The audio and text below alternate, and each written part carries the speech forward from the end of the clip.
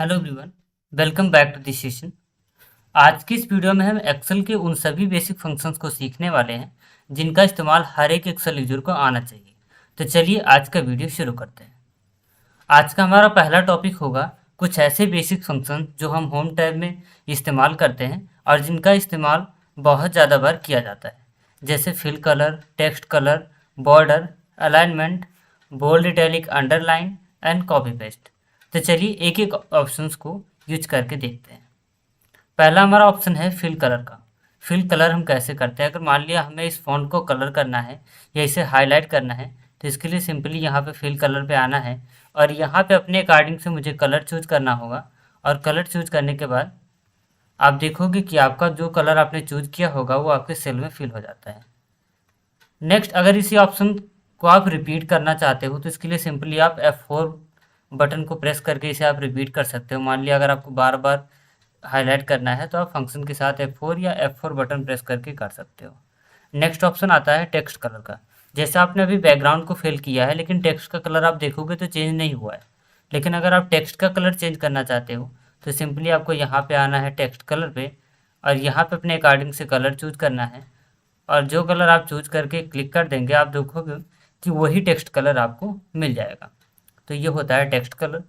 Text colour को भी आप F4 की सहायता से बार बार अगर रिपीट करके यूज करना चाहते हो तो आप कर सकते हो। नेक्स्ट ऑप्शन आता है बॉर्डर का। मान लिया मैंने एक डेटा बना रखा है, टेबल बना रखा है, उसमें मैं बॉर्डर लगाना चाहता हूँ। तो इसके लिए सिंपली मुझे अपने डेटा को सिलेक्ट करना है और यहाँ पे आना है बॉर्डर्स में और जिस तरह का बॉर्डर मैं लगाना चाहता हूँ उस बॉर्डर पे मुझे क्लिक करना है और मेरा बॉर्डर लग जाएगा। जैसे मैं चाहता हूँ कि ऑल बॉर्डर लग जाए तो मैं ऑल बॉर्डर पे क्लिक करूँगा, आप देखोगे कि मेरे डेटा पे ऑल बॉर्डर लग गया है। नेक्स्ट ऑप्शन आता है अलाइनमेंट का। अभी आप देखोगे तो मेरे सारे फॉन्ट्स जो हैं सेंटर अलाइनमेंट है। यहाँ पे जैसे मैं किसी फॉन्ट पे क्लिक करता हूँ आप देखोगे सेंटर अलाइनमेंट है। लेकिन अगर मैं इन्हें लेफ्ट अलाइनमेंट करना चाहता हूँ तो इसके लिए मुझे क्या करना होगा, मुझे उस डेटा को सिलेक्ट करना होगा। मान लिया मैं सिर्फ एक सेल में करना चाहता हूँ तो मैं लेफ्ट अलाइनमेंट पे आकर के उस सेल को सिलेक्ट करूँगा और लेफ्ट अलाइनमेंट कर दूंगा, वो मेरा सेल लेफ्ट अलाइनमेंट में हो जाएगा। अगर मैं इसे राइट में करना चाहता हूँ राइट अलाइनमेंट कर सकता हूँ और सेंटर करना चाहूँ तो सेंटर कर सकता हूँ। ये तो होता है अलाइनमेंट चेंज करना। नेक्स्ट है बोल्ड, इटैलिक और अंडरलाइन। बोल्ड, इटैलिक और अंडरलाइन एक साथ यहाँ पे आपको मिल जाएंगे होम टैब में फॉन्ट ऑप्शंस में। बोल्ड का मतलब जैसे मैंने यहाँ पे अपने हेडिंग्स को थोड़ा सा गाढ़ा कर रखा है, इसी तरह अगर आप किसी भी फॉन्ट को थोड़ा सा बोल्ड करना चाहते हो तो आप इसे यहाँ से Ctrl+B करके या इस पर क्लिक करके कर सकते हो। नेक्स्ट, अगर आप इटैलिक करना चाहते हो तो आप यहाँ से इटैलिक कर सकते हो क्लिक करके। इटैलिक मतलब होता है इसमें थोड़ा सा टेढ़ा हो जाता है फ़ॉन्ट, बाकी कुछ ज़्यादा चेंज नहीं आते। इसको आप Ctrl+I करके भी कर सकते हो। अगर आप अंडरलाइन वगैरह लगाना चाहते हो तो Ctrl+U के साथ अंडरलाइन लगा सकते हो या यहाँ पे क्लिक करके अंडरलाइन लगा सकते हो। अंडरलाइन यहाँ पे डबल अंडरलाइन भी अवेलेबल है, अगर आपको डबल अंडरलाइन की आवश्यकता है तो आप उससे भी यूज कर सकते हो। नेक्स्ट ऑप्शन आता है कॉपी पेस्ट का। कॉपी पेस्ट का मतलब होता है आपके पास कोई डेटा है, इसे आप यहाँ से कॉपी करके यहाँ पे भी लाना चाहते हो तो सिंपली आपको Ctrl+C, आपको अपने डेटा को सिलेक्ट करना है, प्रेस करना है Ctrl+C या यहाँ पे आना है, यहाँ से कॉपी कर लेना है।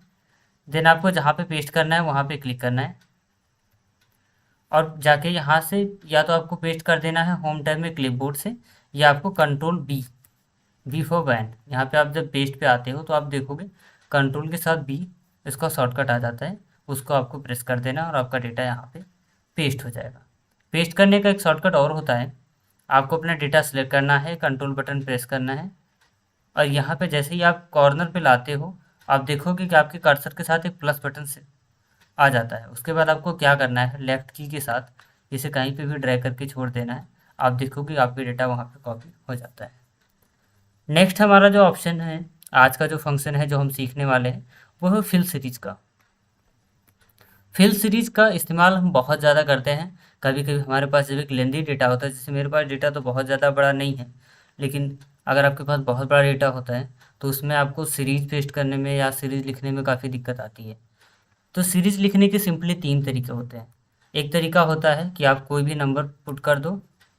नेक्स्ट, उसके राइट साइड में डाउन कॉर्नर में आओ, जब प्लस का सिंबल कर्सर में हो जाए तो आप कंट्रोल और लेफ्ट एरो की के साथ ड्रैग करो नीचे की तरफ, तो आप देखोगे सीरीज पेस्ट हो जाती है। दूसरा तरीका होता है, आपको 2 नंबर्स 2 कॉन्टिन्यूस नंबर पेस्ट करने हैं। जैसे मैंने 1 और 2 पेस्ट कर दिया या फिर इसमें इनपुट कर दिया। फिर आपको राइट साइड कॉर्नर में जब आपका कर्सर प्लस हो जाए तब तक आपको रुकना है। आपकी बार आपको कंट्रोल नहीं प्रेस करना, सिर्फ आपको लेफ्ट माउस का जो आपका लेफ्ट बटन होता है प्रेस करना है और डाउन करना है। आप जैसे ही ड्रॉप डाउन करते हो तो आप देखोगे कि आपका सीरीज पेस्ट हो जाता है। ये तो 2 तरीके हो गए। और तीसरा सबसे जो आसान तरीका होता है वो होता है फार्मूला बेस। आपको कोई भी एक नंबर लिख लेना है, देन करना है इक्वल टू और ऊपर वाले सेल को सिलेक्ट करना है, +1 कर देना है, देन टैप करके आपको सामने आना है, कंट्रोल पेज डाउन करके आपको नीचे आना है। कंट्रोल एरो की के साथ आप नीचे आ सकते हो। कंट्रोल एरो की से आप लेफ्ट राइट नीचे ऊपर आप अपने एक्सेल सीट में कहीं पे भी हो सकते हो। आपको फिर कंट्रोल के साथ लेफ्ट में आना है और कंट्रोल शिफ्ट और अप एरो की जब आप करोगे तो आपका डेटा उस सेल तक सेलेक्ट हो जाता है जहाँ पे आपने फार्मूला लगा रखा था। देन आपको प्रेस करना है कंट्रोल डी। आप देखोगे कि पूरी सीरीज जो है नीचे तक पेस्ट हो जाएगी। तो ये हो गया 3 तरीके जिसकी सहायता से आप फिल सीरीज या सीरियल नंबर्स को बना सकते हो। नेक्स्ट ऑप्शन आता है आपका डुप्लीकेट वैल्यू का। अगर आप डुप्लीकेट वैल्यू फाइंड करना चाहते हो, जैसे मैंने फॉन्ट्स भी ले लिए हैं, नंबर्स भी ले लिए हैं। फॉन्ट्स में अगर आपको डुप्लीकेट वैल्यू फाइंड करना है, सिंपली आपको होम टैब में कंडीशनल फॉर्मेटिंग में आना है, highlight cell rule, duplicate value, और देन यहाँ पे आप अपने डुप्लीकेट जो आपके हाईलाइट होंगे वो किस कलर से आप हाईलाइट करना चाहते हो उसको चूज कर सकते हो। नॉर्मली आप देखोगे लाइट रेड फिल और डार्क रेड टेक्स्ट आता है। देन आपको ओके कर देना है। आप देखोगे जो नाम आपके डुप्लीकेट्स हैं वो आपके यहाँ पे डुप्लीकेट आ जाते हैं। अगर आप इनको हटाना चाहते हो तो आप इनको जैसे ही डिलीट करोगे तो आप देखोगे डुप्लीकेट्स हट जाए। इस तरह से आप अपने डुप्लीकेट्स को रिमूव कर सकते हो। इसी तरह अगर आप नंबर्स पे लगाना चाहते हो तो conditional formatting, highlight cell rule, duplicate value, then आपको प्रेस करना है ओके। आप देखोगे कि जितने नंबर्स आपके डुप्लीकेट हैं वो नंबर्स आपके हाईलाइट हो गए। जैसे ही आप डिलीट करोगे तुरंत ही आपका डुप्लीकेट वैल्यू हट जाएगा। ये होता है डुप्लीकेट्स फाइंड करना। नेक्स्ट ऑप्शन आता है सम करना। अगर आपके पास एक बड़ा सा नंबर का लिस्ट है, उसको आप सम करना चाहते हो, तो ऐसे में आपको कई सारी डिफ़िकल्टीज आती हैं। ऐसे केस में आप कई सारे ऑप्शंस यूज कर सकते हो। या तो आप अपना पूरा डेटा सेलेक्ट कर लो, देन आप प्रेस करो Alt इक्वल टू, एक तरीका ये हो जाता है।